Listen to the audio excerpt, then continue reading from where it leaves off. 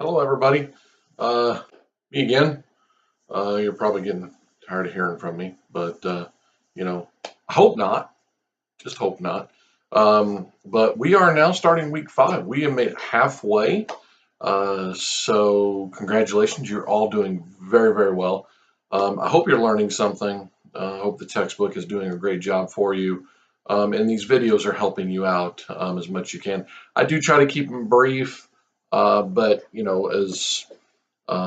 as we all know in healthcare, especially in radiography, we tend to learn to like to talk, especially to our patients about different things and stuff like this. So I'll do my best. However, um, week 4 is one of my most favorite weeks because we get to talk about the equipment that's actually in the room, and then we also get to talk about what we can do for post processing, which that's what makes us a real good tech. Not necessarily the equipment in the room. I mean, obviously, you guys know where the gantry's at. The couch, also known as the table, you will see it go by either way. The generators and the operating console. You have to know where that specific stuff at. And the reason you would need to, that's important, is if for some reason you're put on a committee that your hospital is going to purchase a new CT scanner, you want to make sure that it's appropriate for that specific scanner.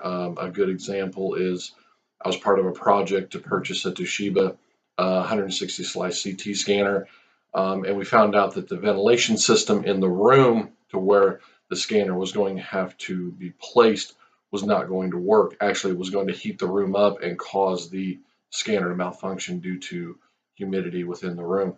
So we had to budget the appropriate amount of money to have maintenance come in with a specialized engineering group for HVAC equipment to rerun some of the cold air returns out of the room. So it's very important that you know where all that's at, how the scanner operates, a lot of the different hardware pieces and different things like this. One thing I would like to point out specifically, we are not engineers. We are not going to fix this equipment, but we don't want to break it. So make sure you know your table limit. I have also been part of a CT scan where I did place a patient on a table and they were over the weight limit. Uh, the patient ended up lying to me about their weight, and I believed them, put them on the table. Next thing you know, our CT scanner was down because it would not go up or down, and the table weight limit was exceeded, and I stripped the gears. So that's my fault. Make sure that if you even remotely think that your patient may be overweight the limit of the table, weigh them. I know it's a sensitive type of situation, but just do your best. Stay very professional, but just let them know that you're going to have to weigh them and see what it's all about. And then we got into chapter 8, image post processing. This is where the scanner, we can take the image and use the computer to make it look like what the physician wants. It is very cool. This is what allows us. The one subject I am going to, there's a lot of information in chapter 8, but there's one subject I'm going to kind of hit on right now before we get into chapter 9 and 10 is window and leveling. Window width and window leveling are some functions we use in CT to make the image look how we like it according to our eyes. Window width sets the Hounsfield units to a specific amount. For example, if you set the Hounsfield units to 100 for your window width, you will have a positive 50 and a negative 50 if your window level was set to 0. 0 is going to be the center point, or the window level is going to be the center point of the window width. There's a lot of different variations you can use with window and leveling. There's some programmed window width and window levels on your operating console keyboard. Like a lung window, you're going to have a very short scale of contrast. It's going to be very bright, is what I'm saying. You're going to have to work that out to however your protocol works. but just make sure that you know that the doctor has full range of window leveling if you window and level. There are some systems out there that when the scan comes up and you see your finished product, your image, your slices, um, if you window and level those exams and those images, it limits the amount of window leveling the physician can do. I'm not fairly sure. I know Siemens is one of them, but it might be specific. But we also use this in X-ray. I've seen numerous technologists window and level their exam to make it look good. Okay. But what I want to really key part about window leveling in CT is it's part of the exam. It's not necessarily part of the exam in X-ray. It is part of the exam in CT. Because of the amount of dose that we use to the patient, we try to reduce that dose. We try to lay filters over everything, different algorithms to allow the image to be clean, to crisp up. That technology is very much headed in the positive direction in the future. But just keep in mind, know what you're doing window and level. And I'm going to give you a little tip on how to do that. If you look at an exam, let's say you're looking at abdomen pelvis and you don't like the way it looks, use stair step technique is what I call it.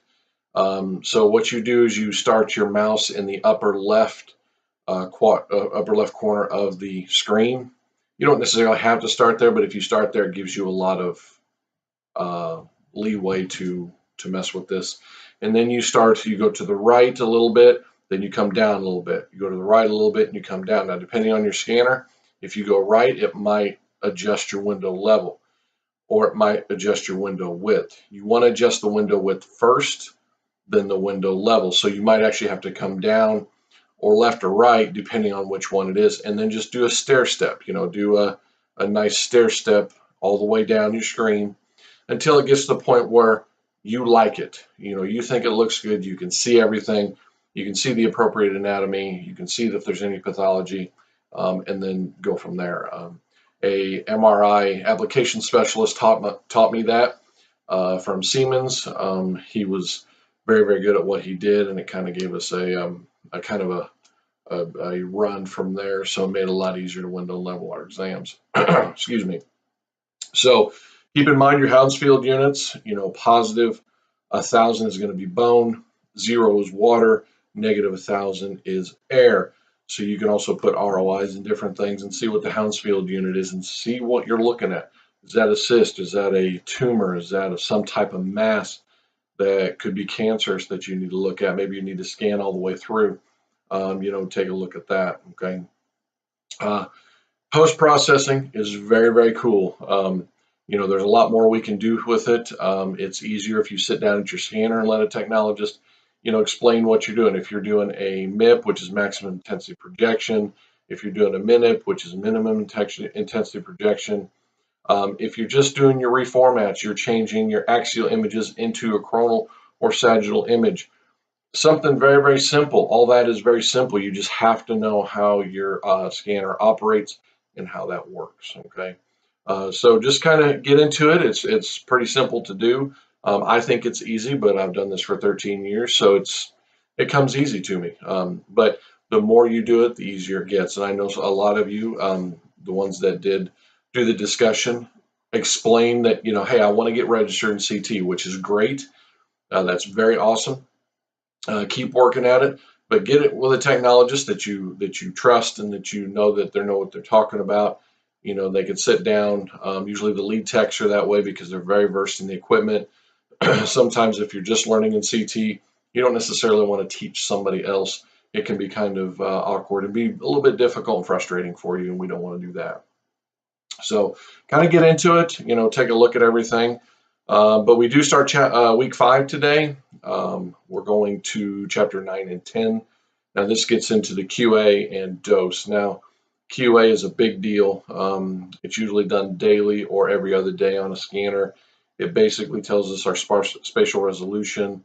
It tells us make sure that we're operating at the appropriate dose to the patient, and it makes sure that our image quality is within specific limits of the manufacturer. So when the doctor gets the exam, it is diagnostic. It is not, some images that are going to misdiagnose the patient. However, chapter 10 gets into dose. Dose is a huge deal when it comes to CT. If you just type in CT dose on the internet, you will find thousands of hits people for it, people against it, different things like this. I'm not going to take that position. That's for you to figure out. But the one thing that we have to do is we have to use ALARA, and we have to use the cardinal rule with our CT patients as well as X-ray patients. So make sure that you get in there. We'll talk a little bit more about dose next week. Okay. Again, midterm grades are posted. I did that this evening. You guys are all doing very, very well. Again, not a lot of interaction in this course, as you can see. As we get down, there's not much to the YouTube videos or anything because a lot of this stuff, like especially when you get into quality control and dose, it's more of a kind of a didactic type of work to where you read the book and then you just do the homework assignments and then the quizzes. I've really enjoyed leading this course. I have for the past since 2012, so the past 6 years. It's very, very interesting to me. I'm very passionate about CT. It was the first registry that I got after X-ray. So, keep it up. Let me know if you have any questions or if you just want to discuss something. You have my cell number. You can shoot me an email. Use my Parkland email. I do check it usually every night or every other night.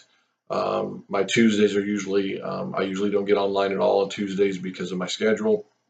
But reach out to me if you guys have questions. I'll be happy to help you out. But in the meantime, I'm going to let you go. This went a little long. I apologize. We're about 11 and a half minutes. But like I said, chapter 8 really gets me going because it is so much fun, to work with that kind of thing. So again, let me know if you have any questions. If not, I will see you next Monday. Have a great day and have an excellent week.